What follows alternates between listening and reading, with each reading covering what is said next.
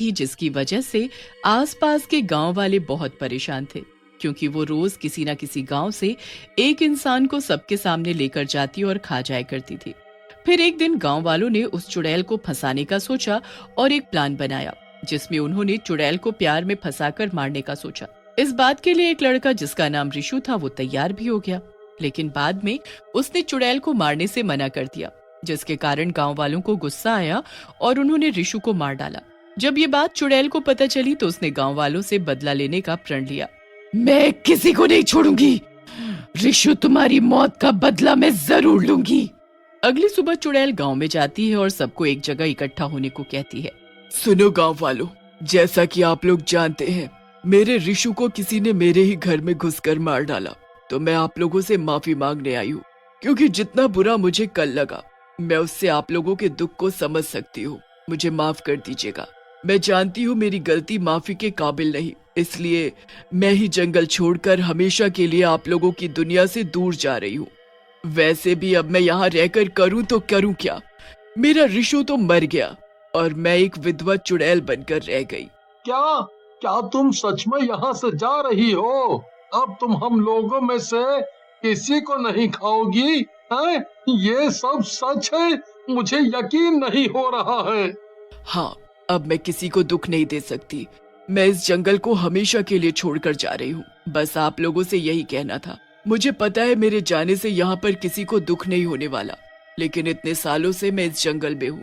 मुझे इस जंगल से जाने में बहुत दुख हो रहा है, पर मुझे यहाँ ऋषु के साथ रहने की आदत हो गई थी। अब वो यहाँ नहीं है तो मेरा भी मन यहाँ रहने का नहीं। इतना कहकर चुड़ैल वहाँ से चली जाती है और सभी गांव वाले जंगल में बने चुड़ैल के घर पर चले जाते हैं। सब मिलकर बहुत खुशी से उसके घर को पहले तोड़ते हैं और फिर जला देते हैं, लेकिन ये सब चुड़ैल देख रही होती है। आज मेरी शक्तियाँ कम हो गई हैं, तो मेरा घर जला रहे हो। मैं तुम्हें बताऊंगी कि मैं क्या कर सकती हूँ। तुम्हें क्या लगा मैं इतनी आसानी से तुम्हें छोड़कर चली जाऊंगी, वो भी मेरे ऋषु को मारने वालों को? गलतफहमी है तुम्हारी। आज जितनी खुशियां मनानी है मना लो तुम लोग। कुछ दिनों की बात है, तुम सबसे एक एक करके मैं अपने विधवा होने का बदला लूंगी। तुम सबको कीमत चुकानी होगी एक चुड़ैल को विधवा करने की। कुछ दिनों तक चुड़ैल उनमें से किसी गांव में कोई हमला नहीं करती और ना ही किसी को मार कर खाती है। फिर वो अपने ऋषु के कातिलों को पता करने के लिए काम औरत का रूप धारण कर तीनों गांव में से पहले एक गांव में जाती है। आम औरत के रूप में वो अपना नाम विमला रखती है। मुखिया जी, मैं बहुत दूर से आई हूँ और मेरे पास न रहने की कोई जगह है और ना ही कोई काम। क्या आप मेरी सहायता कर सकते हैं? तुम्हारा नाम क्या है बेटी? जी, मेरा नाम विमला है। देखो विमला, तुम्हें यहाँ रहने के लिए कुछ काम करने होंगे। तुम मुझे बताओ तुम क्या क्या कर सकती हो? जी, मैं घर के सारे काम कर लेती हूँ। ठीक है, फिर तुम मेरे यहाँ काम कर लो और रहने के लिए मेरे घर के पीछे कुटिया खाली है, तुम वहाँ रह सकती हो। क्या तुम अकेली आई हो? जी, मैं विधवा हूँ और मेरे कोई बच्चे भी नहीं हैं, तभी मुझे कोई रखना नहीं चाहता। आपका बहुत बहुत शुक्रिया कि आपने मुझे काम के साथ साथ रहने की जगह भी दे दी है। मैं आपको निराश नहीं करूंगी। चुड़ैल वहाँ विमला के रूप में रहने लगती है, लेकिन उसका मन शांत नहीं रहता है। उसको पता करना होता है कि कौन से गांव वालों ने उसके ऋषु को मार डाला। वो अपनी कुटिया में जाती है और अपने असली रूप में आ जाती है। जिस तरह तुम लोगों ने मुझे विधवा किया, जैसे ही मेरे ऋषु के कातिलों वाला गांव मिल जाएगा, वहां भी कोई सुहागन नहीं बचेगी। एक एक को खत्म कर दूंगी। लेकिन आज के खाने का क्या करूं समझ नहीं आता। जाकर देखती हूँ, क्या पता कोई इंसान अकेले रहता हो, उसको खाना आसान होगा। मेरी भूख शांत हो जाएगी और किसी को पता भी नहीं चलेगा। इतना बोलकर चुड़ैल अपने खाने की खोज में निकल जाती है और उसको एक ऐसा व्यक्ति मिल भी जाता है जो जंगल की तरफ से अकेला आ रहा होता है। चुड़ैल अपना साधारण रूप लेती है और उसके सामने चली जाती है। भाई साहब, आप इतनी रात को जंगल की तरफ से क्या करके आ रहे हैं? आप यहाँ पर नई मालूम पड़ती हैं जी। यहाँ पर एक चुड़ैल रहती थी, पर उसके जाने के बाद हमने उसका घर जलाकर राख कर दिया, जिसकी वजह से उसकी जमीन खाली हो गई। अब उसी जमीन पर हम खेती करते हैं और एक एक करके उस जमीन की देखभाल करते हैं। आज मेरी बारी थी, मैं अपना काम पूरा करके घर वापस जा रहा हूँ। और आप इतनी रात को कहाँ जा रही हैं? मुझे कुछ पता नहीं था। मैं यहाँ पर नई हूँ। घर में चूल्हा जलाने के लिए कुछ लकड़ियों की जरूरत है तो मैं जंगल की तरफ चली गई। सोचा यहाँ कुछ लकड़ियाँ मिल जाएंगी तो आज खाना बना पाऊंगी। पता होता कि यहाँ चुड़ैल है तो मैं दिन में ही लकड़ियाँ ले जाती। अब तो मुझे जंगल में अकेले जाने में भी डर लग रहा है। अब नहीं रहती यहाँ कोई चुड़ैल। पहले रहा करती थी, लेकिन अब जा चुकी है। चलो, मैं आपकी मदद कर देता हूँ।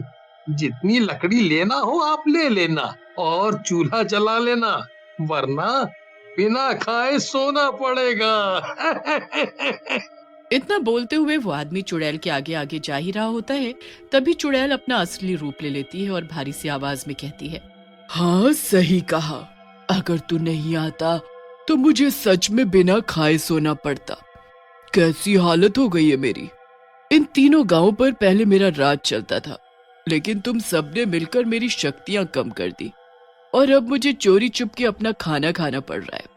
पर मैं अपने ऋषु की मौत का बदला ले लूंगी। मैं तुम तीनों गांव वालों को छोड़ूंगी नहीं। तो ये सब तुम नाटक कर रही थी और हमने सोचा तुम सच में गांव छोड़कर चली गई हो। इतने पागल थे हम लोग। मैं पूरे गांव वालों को बता दूंगा कि तुम वापस आ चुकी हो, और जिस तरह हमारे गांव वालों ने तुम्हारे ऋषु को मार डाला था उसकी धोखेबाजी पर, ऐसे ही हम सब मिलकर तुम्हें भी मार सकती, क्योंकि जिस पति के बदले तुम्हें ताकत मिलती थी उसको खो देने से तुम्हारी ताकत कम भी हो गई है। मतलब मैं सही जगह आई हूँ। तुम ही लोग हो जिन्होंने मेरे ऋषु को मार डाला और इतनी हिम्मत से तू मेरे सामने खड़ा है। चाहे जो कर लो तुम लोग, मैं एक चुड़ैल हूँ और एक इंसान एक चुड़ैल से ज्यादा ताकतवर कभी नहीं हो सकता। अब देख मैं तेरे गांव की सारी औरतों को कैसे विधवा बनाती हूँ, और सबसे पहले विधवा बनेगी तेरी पत्नी। तेरी लाश उसके घर के बाहर मिलेगी। चुड़ैल उसको नाखूनों से मार देती है और खा जाती है। फिर उसकी लाश को उसके घर के बाहर छोड़कर आ जाती है और फिर साधारण रूप धारण कर मुखिया की कुटिया में जाकर सो जाती है। अगली सुबह जब गांव वाले उस आदमी की लाश देखते हैं तो डर जाते हैं और सब एक जगह इकट्ठा हो जाते हैं। वहां मुखिया भी आते हैं और लोगों से बात करने की कोशिश करते हैं। क्या मुखिया जी, आप भी एक चुड़ैल की बातों पर विश्वास करते हैं?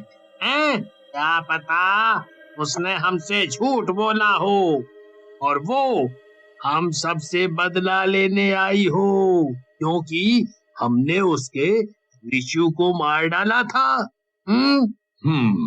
जब तक ठीक से पता न चले हम कुछ नहीं कह सकते। तो अभी आप लोग शांति बनाए रखें और अपने अपने घर जाकर अपना अपना काम करें। ठीक है, जाइए सब लोग। सब मुखिया की बात मानकर अपने अपने घर जाकर अपने अपने कामों पर लग जाते हैं। लेकिन मुखिया के दिमाग में एक बात घूम जाती है कि ये जो विमला आई है ये भी विधवा है और अचानक इसी गांव में क्यों आई है। जब इसके पास कुछ नहीं था तो किसके सहारे यहाँ चली आई। जैसे ही मुखिया विमला को काम करते देखने जाता है तो वो देखता है कि विमला सारे काम बहुत ही तेजी से कर रही है, जैसे कोई जादूगरनी। मुखिया को समझ आ जाता है कि हो न हो यही वो चुड़ैल है जिसने उस आदमी को मारा है। वो समझदारी दिखाते हुए गांव के मर्दों को जंगल में इकट्ठा कर लेता है। मुझे माफ कीजिएगा भाइयों बहनों, आप लोग सही थे। वो चुड़ैल और कोई नहीं, हमारे गांव में आई नई औरत विमला है। मैंने उसको आज काम करते देखा। वो काम ऐसे कर रही थी जैसे कोई जादूगर हो। हमें उसको मारना होगा। अभी उसकी ताकत बहुत कम है तो हम उसको आसानी से मार सकते हैं। क्यों ना पहले उसका असली रूप सामने लाया जाए और फिर मारा जाए। नहीं, ऐसा करने से हम पर खतरा हो सकता है। हमें रात को उसकी कुटिया में आग लगानी होगी और वो मर जाएगी, क्योंकि तब वो सो रही होगी। पर सब इस बात का ध्यान रखें कि उसको कुछ पता नहीं चल पाए। सारे गांव वाले मुखिया की बात मानते हैं और चुड़ैल के सोने का इंतजार करते हैं।